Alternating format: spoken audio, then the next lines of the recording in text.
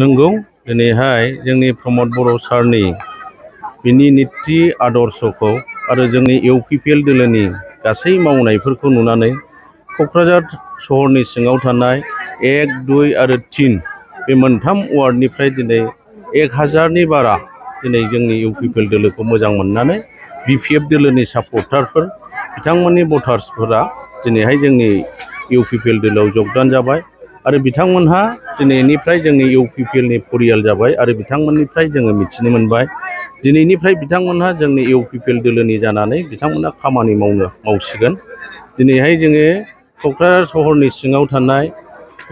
1 number वार्डनि Ram मन्दिरनि लांगोनायावहाय दिनै गाजा गोमजायै लैहोर लैहोर मानसिफ्रा फैनानै जोंनि इउपिपिएल दोलोआव जयेन जाफैदों आरो बिथांमोनखौ जोङो इउपिपिएल दोलोनि जानानै जोंनि गोसो गोरबोजों बरायनानै लादों आरो बिथांमोननि अभाब अभियोगाव जोङो जेब्लायबो सहाय होगोन आरो जोङो रायजो राजानि थाखायनो खामानि मावगोन। फैबाय थानाय समावबो जोङो बेबायदिनो खामानि मावलांगोन आरो जोङो आसा खालामदों दिनैहाय दा जोंनि क'क्राझारनि सिङाव थानाय 6था समस्तिनि बिथोराव जोङो देबोरगाव आरो बनरगावखौ देरहागोन होननानै जोङो दिनैहाय फोथायनाय दङ। जोङो आरो दिनैनि बे जयनिं प्रग्रामनि गेजेरजोंनो जोङो मोनसे फोरमान जायोदि जोङो बनरगाव समस्ति आरो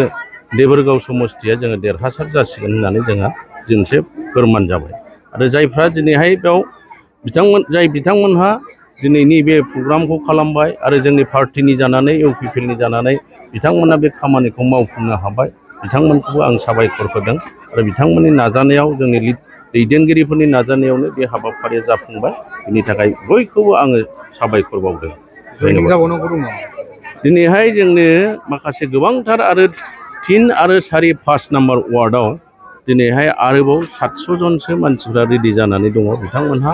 जयेन जाफैगोन बिथांमोनहा दिनैनिफ्रायनो प्रिपारेसन रेडि जागासिनो दङ। माखासे साननि उनावनो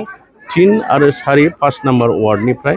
600 नङाबा 700सो मानसिफ्रा जोंनि इउपिपिएल दोलोआव जगदान जाबावगोन।